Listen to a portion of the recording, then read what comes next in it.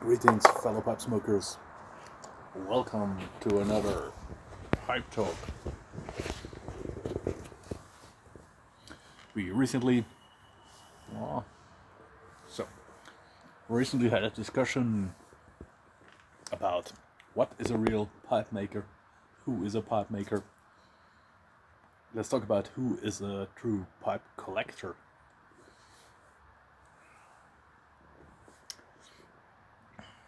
When I started pipe smoking,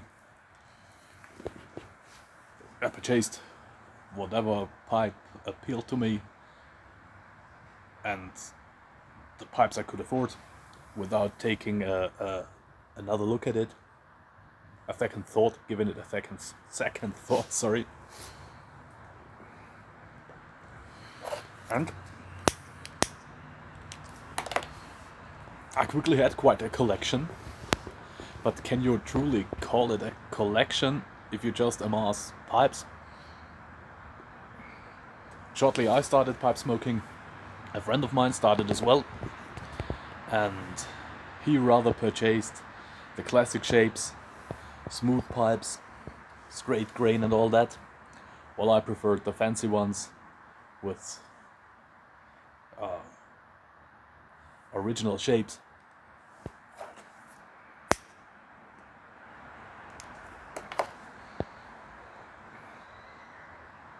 Original shapes, rings, decorations and that. And of course mine were a lot cheaper, but one time when I visited him, I did take a look at his collection. 99% billiard shapes, straight billiard shapes. I realized that his collection had much more class than mine. So another thing for collectors is the idea or the act of collecting itself, to track certain items down, to look for them, to actively hunt for them, and the satisfaction when you finally get one, especially if it's for a nice price as well. So for example, I knew a guy who collected punk rock LPs of a certain German punk rock label that released just I think 100 or 200 releases. And when he finally had every record ever released by that label, all in great condition, all stacked up on his board, he decided to sell it all off again because the magic or the fun of it was gone already.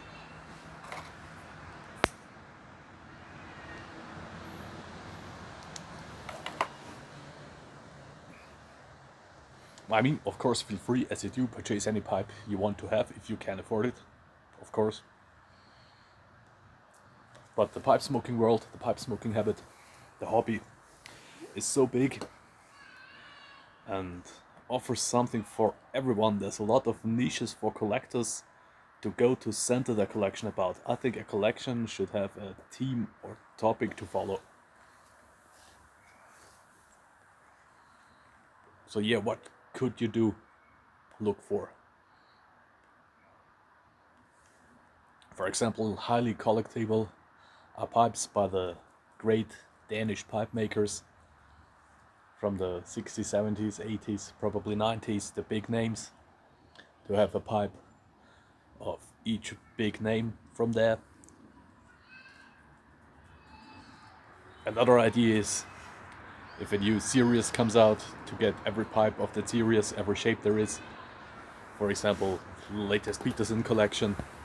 But of course you need to be able to afford this. Another idea is to focus on a certain country or region. For example, to collect pipes from England or from London, or French pipes, the Saint-Claude pipes. Another idea is to go for a certain shape, to just collect billiard pipes, for example, or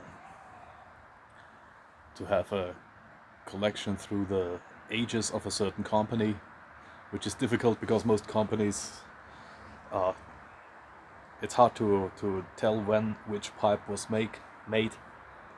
So for example, many people love to collect Dunhill and Peterson because the history is very well documented and you can easily find out when which pipe was made, which helps collectors greatly.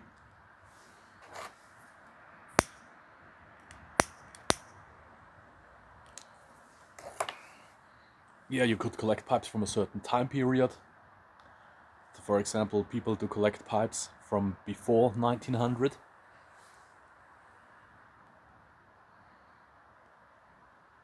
It's difficult to get information for these very old pipes, and of course it gets more and more difficult to find pipes that are in good condition from that time.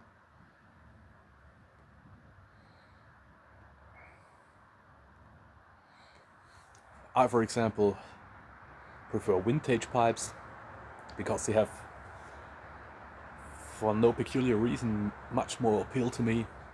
When you take them in the hand, when you look at them, each pipe tells a story. You wonder, where has this pipe been already, especially with estate pipes, for the last decades. In some cases even a century ago.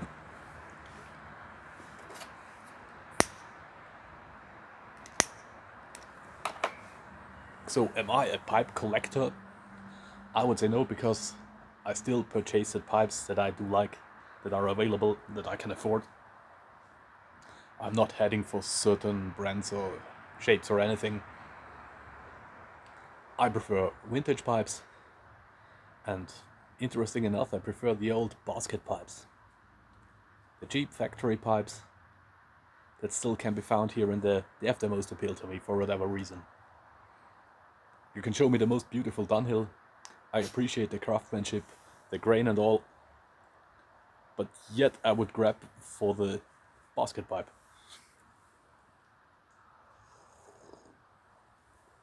And when I buy pipes, I always have in mind that I want to actually smoke them and not just sit on the shelf. Yeah, what else to say about collecting pipes?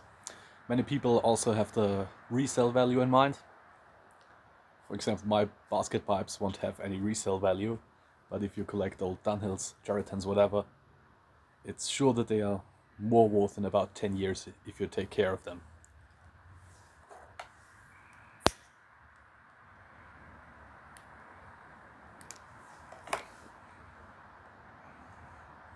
In case you're interested, I'm smoking a st.bruno, ready wrapped, in this mr.brog competition pipe, Plovdiv 2023 Balkan Cup.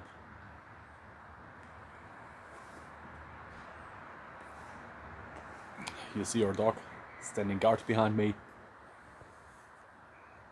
Yeah, so much to pipe collecting. And I can advise anyone to avoid the same mistake that I made, that purchase anything that seems interesting, that looks cool. Most of these pipes will lose their appeal pretty quick. I see it often with newcomers. They get attracted by bright colored finishes, rings, colored mouthpieces. But I can promise you, in about 10 years, if you're still a pipe smoker, those are the pipes that are standing in the back of the rack with a thick layer of smoke on it. Because it has a reason why classical shapes are still around, another thing. They just smoke better, they have more appeal in the long run. And I'm pretty sure with many pipes you purchase now, you will think in a few years, why did I purchase this? What appeal did it have to me, really? It also seems to be a certain trend at the moment for such pipes. But again, if you compare a collection where lots of classic shapes are, you will notice the difference. Then you will think of me and know what I was talking about. Anyway, enjoy your smokes. And again, I don't want to tell anyone what to do, what to collect. Feel free to make your own decisions, and probably mistakes. I have sold off or given away a lot of my pipes already. Let's see how it is in 10 years from now on. Enjoy your smokes. Cheers.